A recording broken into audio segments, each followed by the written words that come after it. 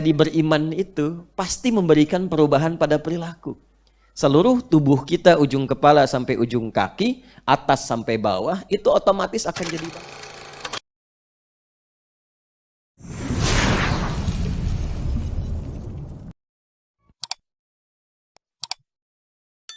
Nah, kata Al-Quran, insan beriman itu kalau mereka mengejar pengetahuan, beda caranya.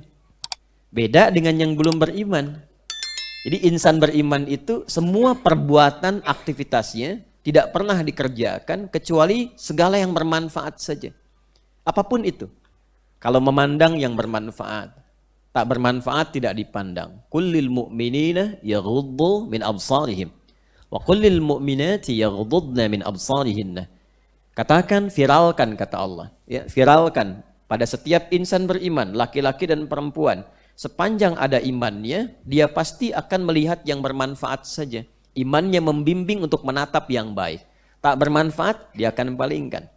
Man kana yu'minu billahi wal yaumil akhir falyaqul khaira aw liyasmut. Kata Nabi SAW, siapapun yang masih punya iman dan merasa akan dihisab di akhirat nanti saat hari akhir tiba, maka dia akan menjaga lisannya. Imannya akan membimbing lisannya bertutur yang baik, kalau tak mampu dia akan diam. Jadi menjadi beriman itu pasti memberikan perubahan pada perilaku. Seluruh tubuh kita, ujung kepala sampai ujung kaki, atas sampai bawah, itu otomatis akan jadi baik. Karena itu kalau kita mengatakan beriman, dan iman itu yang kita klaim belum mampu merubah menjadi pribadi yang lebih baik, maka patut dipertanyakan keimanannya. Bagaimana cara seorang hamba itu beriman? Karena itulah setelah ada pengakuan iman, selalu ada latihan untuk mengembangkan iman itu sehingga menjadi cahaya yang membimbing seluruh anggota tubuh kita. Latihan yang menguatkan iman dan mengaktifkan cahayanya untuk membimbing bagian tubuh itu yang disebut dengan amal saleh. Itu yang disebut dengan amal saleh. Karena itulah kata iman dalam Al-Quran itu seringkali bersanding dengan amal saleh. Bagai dua sayap yang tak mampu dipisahkan. Satu luka tak akan bisa terbang. Kan? Wal 'asr. Innal insana lafi khusr. Illa alladhina amanu wa 'amilus shalihat. Quran surah 103. Dan ini nanti yang merubah kita menjadi baik. Kalau sudah baik dan terjaga kebaikan itu sampai wafat. Ingat ya, baiknya karena imannya. Ya, jadi ada kebaikan yang didorong oleh insting fitrah.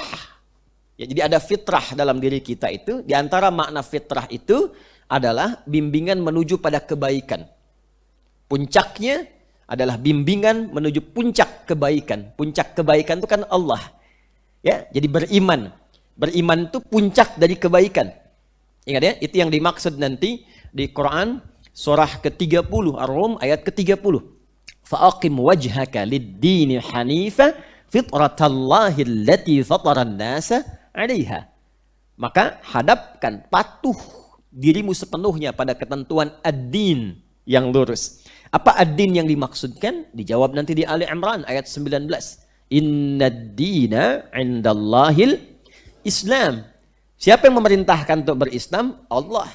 Tahu dari mana? Dijawab di Al-Baqarah ayat 131. Idh qala lahu rabbuhu aslim qala aslamtu li rabbil alamin.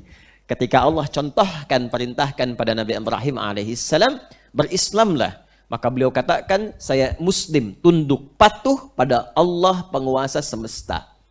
Nah, itu fitrah. Fitratallahi allati fataran nasa 'alaiha. Fitrah yang Allah letakkan pada setiap jiwa manusia untuk bertuhan. Karena itu ada pencarian dari jiwa kita untuk mendekat kepada pencipta kita. Itu puncak tertingginya. Di bawah itu standar kebenaran. Karena itu walaupun ada orang yang belum beriman, tapi akan sepakat pada nilai kebaikan. Ya, cukup bernama manusia, pasti tidak akan sepakat pada pencurian.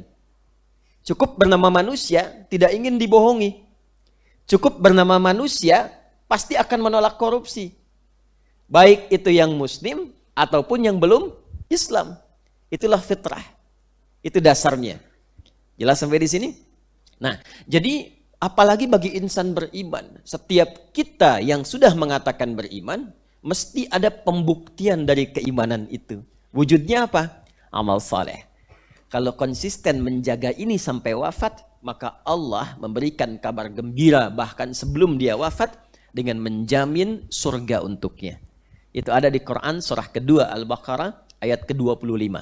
Wa basyiril ladzina amanu wa 'amilus salihati. Iman dan amal saleh. Apa jaminannya? Annalahum jannatin tajri min tahtihal anhar. Maka sungguh aku tegaskan, disiapkan untuk mereka beragam surga. Ingat kalimatnya beragam surga. Jadi surga itu ada ragamnya juga. Ada 8 nanti kurang lebih yang pokok pintu surganya. Dan 8 ini bergantung amal solehnya. Nanti yang rajin tahajud ada namanya babut tahajud. Yang rajin puasa ada babur rayyan. Yang rajin sedekah ada babus sedekah. Dan ada yang dipanggil diperebutkan oleh seluruh pintu surga itu. Jadi begitu dihisab pintunya udah bersaut-sautan. Si fulan cepat masuk, si fulan cepat masuk. Dan ada satu di antara hamba-hamba Allah itu yang bahkan sebelum masuk semua malaikat diperintahkan oleh Allah untuk berdiri di depan pintu surga menyambut satu hamba yang mulia itu yang berkenan dengan izin Allah, bahkan menggandeng kedua orang tua, pasangan dan keluarga besarnya. Itulah di antaranya Ahlul Quran. Ahlul Quran. Ahlul